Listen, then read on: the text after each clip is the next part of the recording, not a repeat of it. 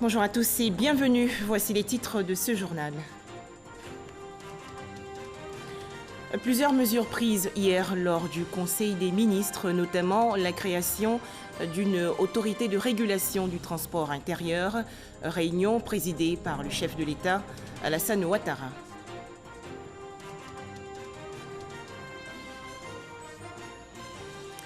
Toujours en Côte d'Ivoire, quels sont les chantiers réalisés en 2018 par la Fondation Children of Africa?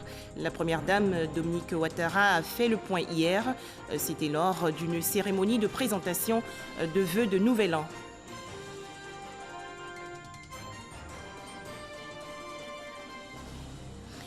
Enfin, l'activité économique dans l'UEMOA est en bonne santé. 713 milliards de francs CFA ont été injectés en 2018 dans cette organisation ouest-africaine.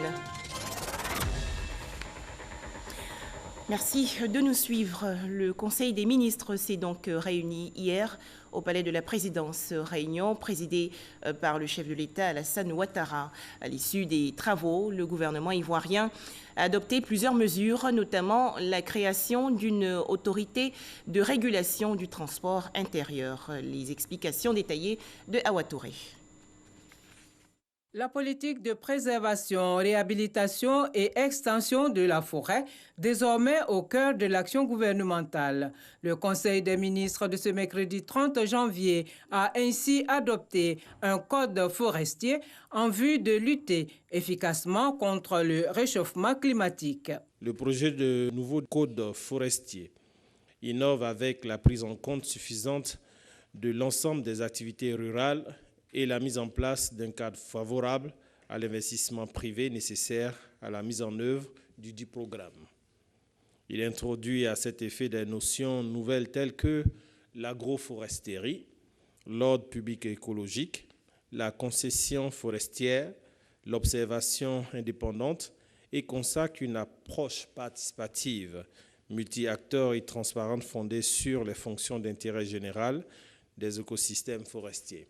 Le Conseil a aussi autorisé la mise en œuvre du schéma d'urbanisation du Grand Abidjan, dénommé Grand Abidjan Mobilité, notamment le volet transport. Ces différentes mesures concourent à la mise en œuvre du schéma directeur d'urbanisme du Grand Abidjan, notamment le volet transport conçu pour améliorer la mobilité urbaine dans le district d'Abidjan et les communes environnantes.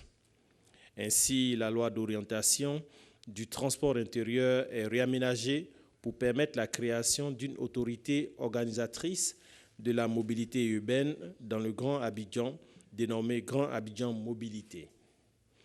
Grand Abidjan Mobilité est une autorité administrative indépendante chargée de structurer, d'organiser, de réglementer, de fluidifier le trafic, de développer les capacités du réseau de transport public et de faciliter la mobilité de tous. Une autorité administrative indépendante est chargée de la régulation des transports intérieurs. La RTI est une autorité administrative indépendante chargée de la régulation des transports intérieurs. Elle est dotée de pouvoirs importants de proposition, de veille, de conciliation, de sanctions en vue de lutter efficacement contre la fraude et de mettre un terme aux désordres constatés dans le secteur du transport intérieur. Compte tenu du développement des différents modes de transport intérieur, notamment lagunaire, routier, ferroviaire, la création de l'ARTI consacre ainsi la distinction nécessaire entre les missions de régulation et celles d'organisation des transports. Toujours dans le domaine des transports, le Conseil a décidé d'accorder un statut particulier aux dockers. Ce décret vise à améliorer les conditions de vie et de travail des dockers. Aussi, il redéfinit, conformément aux standards internationaux, les conditions d'accès à la profession de docker, les modalités d'embauche, de conclusion, d'exécution et de rupture des contrats de travail des dockers. En outre, il prévoit divers avantages sociaux au profit des dockers, notamment la formation professionnelle continue, une assurance santé ainsi qu'un fonds de solidarité. Le gouvernement entend par ailleurs développer l'industrie du livre en Côte d'Ivoire à travers la mise en place d'une procédure d'acquisition des livres par des acheteurs institutionnels. Ce décret oblige tout acheteur institutionnel à ne plus avoir directement recours aux maisons d'édition, mais plutôt à acquérir les livres auprès des librairies agréées. Cette mesure permettra aux librairies agréées de garantir leur marché et d'améliorer les conditions de vie des travailleurs du secteur. Notons que le séminaire gouvernemental annuel pour l'adoption du programme d'action prioritaire PAP 2019 va se tenir le 4 février au Palais présidentiel. Dans l'actualité nationale également, les activités de la Première Dame. Dominique Ouattara a reçu hier les vœux du Nouvel An 2019 des épouses des présidents d'institutions, d'ambassadeurs et des membres du gouvernement. L'occasion pour la Première Dame de Côte d'Ivoire de souligner dans son discours les grands chantiers menés en 2018 par la Fondation Children of Africa. Le point avec Herman Guivet. Des invités de qualité, épouses de présidents d'institutions, de ministres et ambassadeurs accrédités en Côte d'Ivoire, et en fond sonore, une interprétation des tubes à succès de la diva de la musique capverdienne, Césaria Evora, pour planter le décor de ses vœux de Nouvel An des épouses de présidents d'institutions à la Première Dame Dominique Ouattara. La présidente de l'association des femmes ambassadrices, Farida Bouguetaya, n'a pas manqué de saluer les valeurs humaines portées par la Fondation Children of Africa, présidée par la Première Dame, Dominique Ouattara. Vos encouragements, Madame la Première Dame, vos conseils avérés nous ont conduits à organiser un gala de charité qui aura lieu le 8 février prochain à l'Hôtel Ivoire, parrainé par vous, Madame la Première Dame. Cet événement n'aurait jamais vu le jour sans votre aide précieuse. Au nom de toutes les femmes de Côte d'Ivoire, Bakayoko Liramata, ministre de la Femme et de la Famille et de l'Enfant, s'est réjoui des actions concrètes posées par la Première Dame Dominique Ouattara en faveur de la mère et de l'enfant, des femmes et des enfants en difficulté avec la loi. Maman Dominique Ouattara, 3 actions phares. L'hôpital mère-enfant qui contribue à améliorer la prise en charge de la santé de la mère et de l'enfant. La mise en place du fonds d'appui aux femmes de Côte d'Ivoire, FAFSI, d'un montant de plus de 10 milliards de francs CFA, qui a permis à plus de 200 000 femmes d'avoir des activités génératrices de revenus. Et le centre d'accueil de Soubré pour les enfants en détresse, victimes de la traite et de l'exploitation. Les femmes de Côte d'Ivoire voudraient vous prier très respectueusement de traduire à votre cher époux, son Excellence Monsieur le Président de la République, leur reconnaissance pour avoir fait de la Côte d'Ivoire un pays qui compte sur l'échiquier international au regard de ses performances économiques, diplomatiques, politiques et sociales. Elles lui adressent également leurs sincères félicitations pour avoir écrit une nouvelle page de l'histoire politique de la Côte d'Ivoire en rassemblant les enfants du président Félix Houphouët-Boigny au sein du Rassemblement des Fouettistes pour la démocratie et la paix, le RHDP. Les femmes de Côte d'Ivoire voudraient vous assurer de leur engagement total à vos côtés pour accompagner le président de la République dans la mise en œuvre de sa grande vision, dont l'objectif ultime est de faire de la Côte d'Ivoire un pays stable et émergent. Touché par cette marque d'affection portée à son endroit par les femmes, épouses de présidents d'institutions, ministre ambassadeur accrédité en Côte d'Ivoire, Dominique Ouattara, la Première Dame, leur a exprimé ses vifs remerciements, et ceux de son époux, Alassane Ouattara. Mes très chères sœurs, l'année qui vient de s'achever a été pleine de joie et riche en célébrations. Et je me réjouis d'avoir pu partager avec vous ces moments qui ont été d'une grande importance pour l'épanouissement de nos populations. Au mois de mars 2018, nous avons célébré le 20e anniversaire de la Fondation Children of Africa lors du 7e gala que nous avons tenu à Abidjan. Ce même mois de mars 2018, nous avons inauguré l'hôpital mère-enfant de Magerville, qui à ce jour est le plus grand projet de la Fondation Children of Africa. Je voudrais remercier du fond du cœur mes sœurs ambassadrices pour le soutien bénévole qu'elles apportent régulièrement à l'hôpital, tant dans les heures passées auprès de nos enfants malades qu'à travers les dons apportés aux familles vulnérables. Je suis convaincue que cette année encore, vous saurez relever brillamment les défis qui se présenteront à vous dans vos fonctions et dans vos rôles respectifs. Des actions concrètes qui n'auraient pu se faire sans le concours des membres de son cabinet. La première dame Dominique Ouattara a félicité chacun de ses collaborateurs pour le travail accompli au service du bien-être des plus démunis.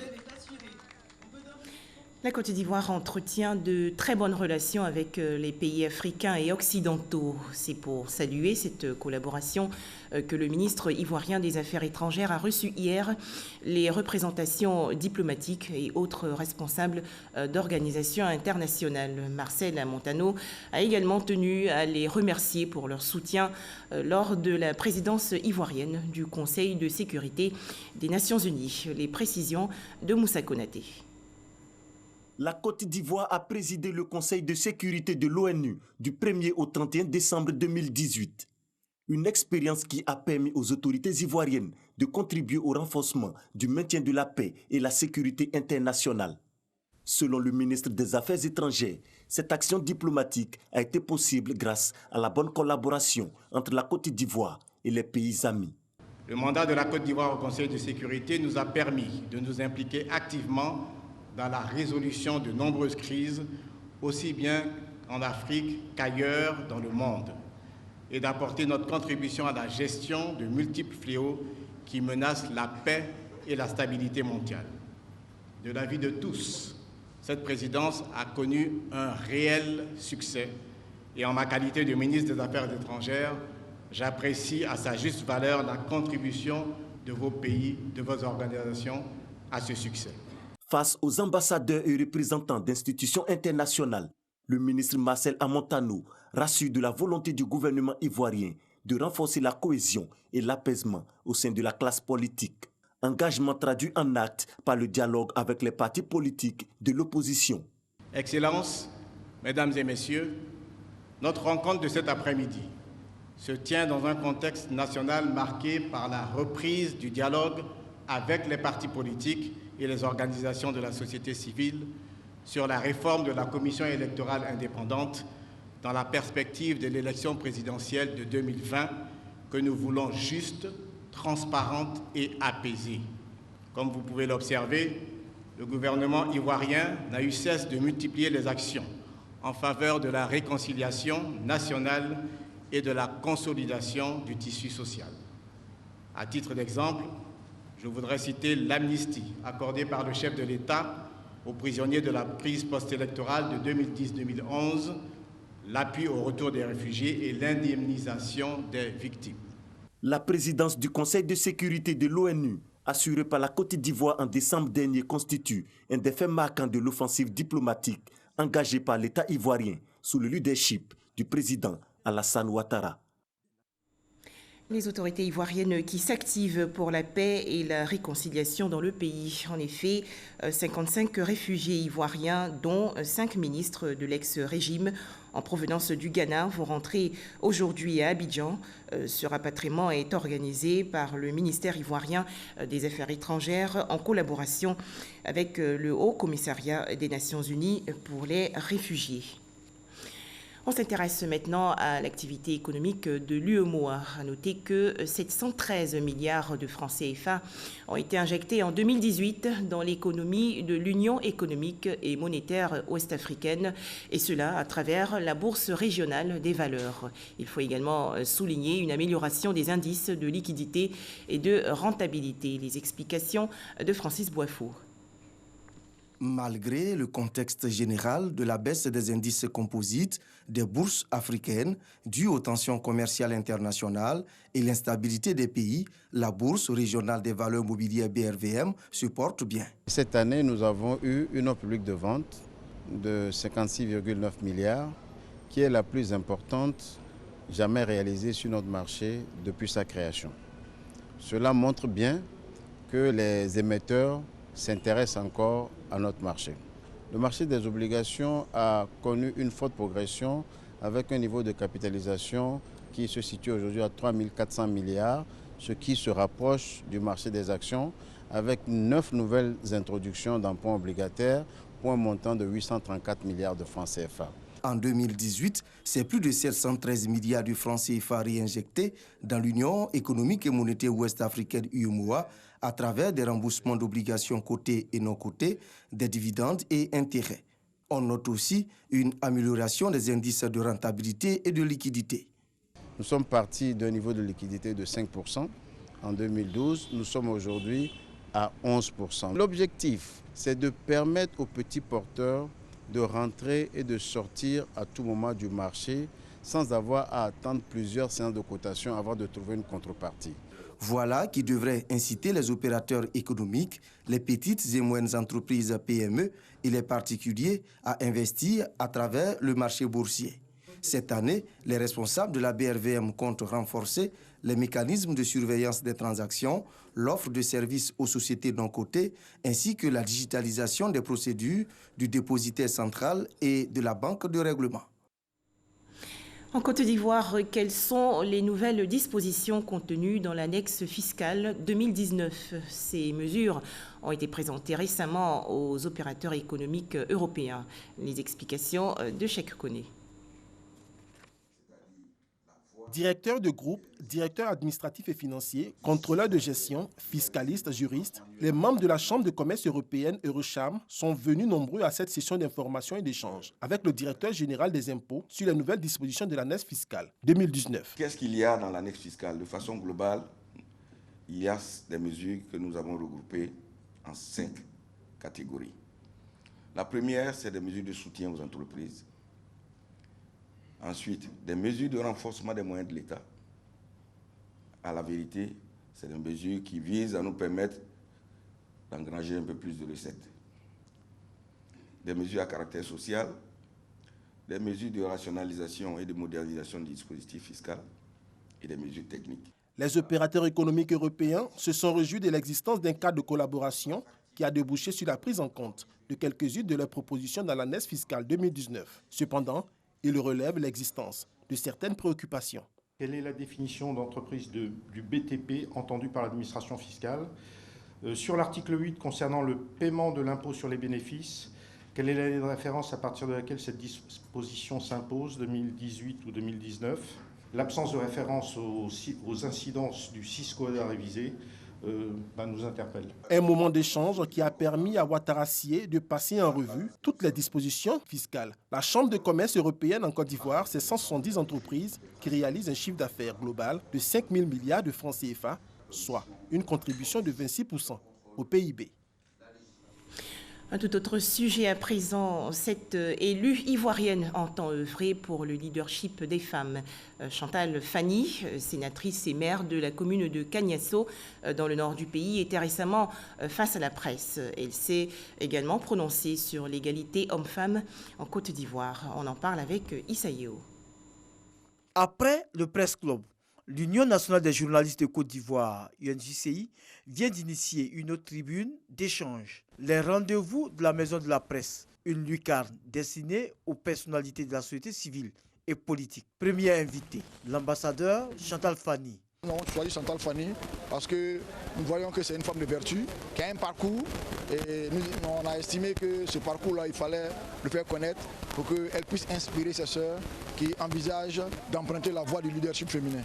Femme leader et de conviction, Chantal Fani est une figure bien connue en Côte d'Ivoire. Sénateur et maire de Kagnasso, commune située dans la région du Folon.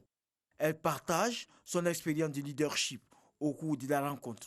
La femme leader, c'est celle qui s'assume à tous les niveaux, qui prend les choses comme elles viennent et qui avance malgré les obstacles. Le plus important, c'est pas de tomber, mais c'est de se relever et puis de réaliser que ce qu'on fait a de la valeur sur le terrain, donc de ne pas se laisser déstabiliser par des gens qui, eux, ne savent pas construire, mais qui savent seulement que détruire. Pour l'ambassadeur Chantal Fani, l'émergence de la Côte d'Ivoire se fera avec toutes les composantes de la société. Elle encourage les élus locaux à aider l'État à réussir la politique de scolarisation de la jeune fille. Nous, les élus, on doit justement accompagner le gouvernement à faire de l'éducation pour tous jusqu'à un certain âge une réalité. Parce que nous, on est des élus, donc nous travaillons sur le terrain. Chaque élu travaille pour que chaque enfant soit éduqué.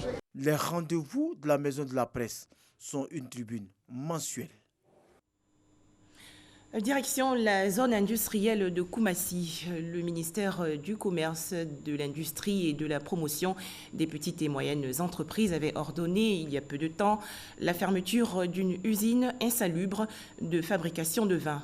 Aujourd'hui, tout est rentré dans l'ordre selon les dirigeants de l'entreprise incriminée. Le ministre Souleymane Dirasouba a donc procédé à la vérification de leurs dires. Les précisions de Didier Nguessan et Falikou Doumbia. Canalisation couverte, suppression de sanitaire des zones de production, création de 300 vestiaires et installation de lavabos à pédales. Ce sont entre autres les rénovations apportées dans cette usine de production de vin. Du laboratoire aux zones de stockage, en passant par l'atelier de conditionnement du vin, 14 manquements observés il y a 3 semaines par les services du ministère du Commerce, de l'Industrie et de la Promotion des PME ont été corrigés à court terme. 8 autres observations restent cependant à réaliser sur le moyen et le long terme, notamment la conformité des locaux à l'architecture d'une entreprise agroalimentaire. Le premier responsable de l'industrie ivoirienne, Souleymane Dirasouba, a constaté de visu ces changements. Je ne suis pas satisfait. Voilà, de la visite par rapport aux travaux qui ont été faits. Et je tiens en tout cas à encourager les dirigeants à maintenir le cap. Et nous avons fait 3 analyses contradictoires par 2 laboratoires publics, le Laboratoire national de santé publique, le LANEMA, et également par un laboratoire privé. Je peux vous affirmer et vous rassurer que ces analyses ont clairement indiqué qu'il n'y avait aucun risque sanitaire lié à la consommation de ces produits. Donc je pense que c'est une bonne nouvelle pour l'ensemble des populations et l'ensemble des consommateurs. Incessamment, en tout cas, je pense que les populations auront, je l'espère, la bonne nouvelle pour que les activités puissent commencer. Des conditions de travail améliorées qui satisfont les employés. L'environnement de travail s'est nettement amélioré. Il y a quand même aussi une prise de conscience au niveau de la part du personnel, à savoir ne plus entrer à l'usine avec de la nourriture. Donc il y a eu quand même aussi au niveau du personnel une petite formation qui s'est faite aussi pour que ce bel environnement qu'on nous a offert vraiment soit maintenu toujours dans cet état, dans son état vraiment de propriété pour le bonheur des employés, des consommateurs et de la direction. Les consommateurs également se félicitent de la réactivité du gouvernement et de l'industriel.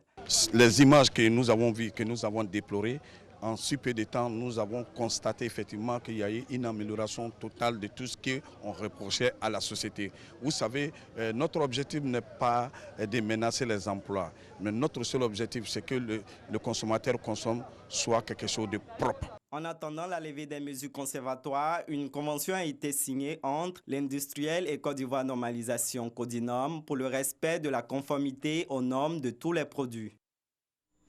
Au chapitre santé, le Royaume de Belgique aux côtés de la Côte d'Ivoire dans la lutte contre l'hémophilie. Le président de la Fédération mondiale des hémophiles, Alain Veil, se dit satisfait des résultats du jumelage entre l'Université Saint-Louis de Bruxelles et le centre hospitalier universitaire de Yopougon. En Côte d'Ivoire, on enregistre une centaine de malades hémophiles atteints de la forme sévère, une maladie chronique héréditaire de la coagulation sanguine qui touche essentiellement les petits garçons, le chromosome X étant le gène porteur. Par manque de dépistage ou en absence de traitement, certains malades meurent très jeunes. Pour contribuer à l'amélioration de la prise en charge, une expérience de jumelage entre la Côte d'Ivoire et la Belgique a été initiée en 2014 par la Fédération mondiale de l'hémophilie.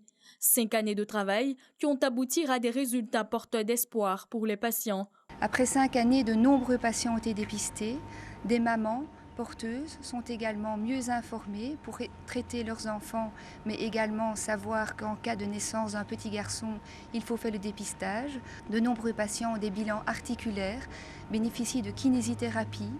Ils ont des traitements maintenant à la maison, avec soit des infirmières, soit des parents ou les patients eux-mêmes qui sont capables de se traiter. Il y a déjà 17 enfants qui bénéficient d'injections préventives pour éliminer les saignements, mais de nombreux autres patients, grâce aux dons de produits de la Fédération de l'hémophilie, sont également traités de façon occasionnelle. Diagnostic et traitement possibles à présent, les médecins plaident pour la cause de l'hémophilie au niveau gouvernemental.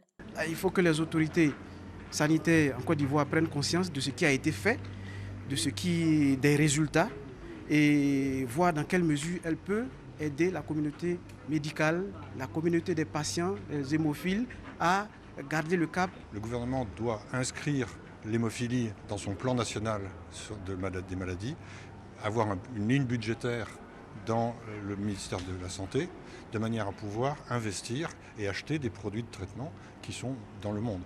Prenant note des résultats de l'expérience de jumelage entre la Côte d'Ivoire et la Belgique, le ministère de la Santé et de l'Hygiène publique a apporté son soutien aux médecins et à l'ONG Hémophilie Côte d'Ivoire qui ont œuvré pour l'amélioration de la qualité de vie des hémophiles. Des précisions de Salimatou Dia. Lutte contre la pollution de l'air en Côte d'Ivoire. Des experts et industriels ont échangé récemment lors d'une table ronde. C'est une initiative du ministère de l'Environnement et du Développement durable. Les précisions de Pierre Dipomela. Les industries, le transport urbain, les déchets solides mal gérés affectent la qualité de l'air dans les grandes agglomérations.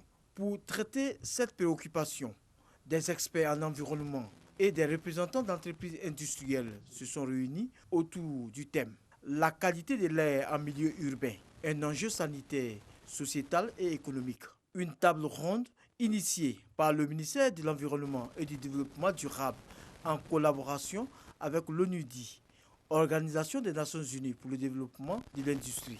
Le professeur Joseph Seka, ministre en charge de l'environnement, situe le cadre de cette rencontre. La ville d'Abidjan, qui concentre la quasi-totalité des industries et un parc automobile considérable, je pense que, bien que nous sommes tous d'avis que la qualité de l'air que nous respirons nous interpelle. Une personne sur 10 dans le monde meurt du fait de la pollution selon l'OMS, Organisation mondiale de la santé. Les résultats de ces travaux sont donc très attendus car ils doivent conduire les industriels aux bonnes pratiques en matière de préservation de la qualité de l'air. La qualité de l'air est une préoccupation majeure de l'État de Côte d'Ivoire. L'idée de cette table ronde est de sensibiliser les industriels et l'ensemble des acteurs concernés par la problématique de la qualité de l'air sur les bonnes pratiques environnementales en termes de réduction de la pollution de l'air pour la préservation de la santé des populations. La Côte d'Ivoire s'est engagée dans l'atteinte des objectifs du développement durable, ODD, notamment le point 11, qui ambitionne à l'horizon 2030 de rendre les villes sûres et résilientes au changement climatique. On faisait le point avec Pierre Dipomela et Issa Yeo. Autre actualité, toujours en Côte d'Ivoire, après l'installation officielle de la brigade de répression des infractions au code minier, place maintenant à l'inauguration du siège de cette structure. La cérémonie s'est déroulée le 29 janvier dernier en présence de Jean-Claude Kouassi, ministre en charge des mines et de la géologie. Les détails avec Cheikh Koné. Coup d'accélérateur dans la lutte contre les infractions au code minier en Côte d'Ivoire. En dotant la nouvelle brigade de répression d'un siège flambant neuf, seulement un mois jour pour jour après son installation, le gouvernement, à travers le ministère des Mines et de la Géologie, est résolument engagé à assainir le secteur. Ces locaux ont été rendus disponibles et sont équipés. On va poursuivre bien sûr cet équipement parce qu'on ne va pas s'arrêter là. En plus du siège, le ministère, avec l'appui d'opérateurs privés, a doté la nouvelle équipe d'engins roulants et d'équipements informatiques composés d'une dizaine de pick-up, de 3 motos, 5 GPS, des appareils pour les salles de commandement et d'opération, ainsi qu'un drone de dernière génération. Le tout d'une valeur de plus de 300 millions de francs CFA. Il est encore temps pour ceux qui le souhaitent de venir vers notre administration pour se faire enregistrer, pour se faire former à des méthodes plus douces d'exploitation et pour faire les choses dans la légalité. C'est de cette façon qu'ils vivront décemment de leur paillage. Mais s'ils veulent rester orpailleurs clandestins, ils en ont également le droit. Mais nous, dans ce cas-là, nous allons réprimer. Le secteur minier contribue pour une part très importante dans le développement économique du pays. En 2017, ce sont près de 539 milliards de francs CFA de chiffre d'affaires réalisés. Les recettes fiscales, elles, sont évaluées à 56,4 milliards de francs CFA sur la même période. Pourtant, l'orpaillage clandestin porte un coup sévère à cette économie. Entre 2006 et 2016, il a fait perdre un peu plus de 479,22 milliards de francs CFA à l'État ivoirien. Hors de chez nous, au Nigeria, une grande enquête sur les stupéfiants. Le document révèle que le nombre de consommateurs de drogue est estimé à 14,4% de la population du pays, soit plus de 2 fois la moyenne mondiale. Ces investigations ont été menées par l'Union européenne et l'Office des Nations Unies contre la drogue et le crime. Voilà, merci de nous avoir suivis.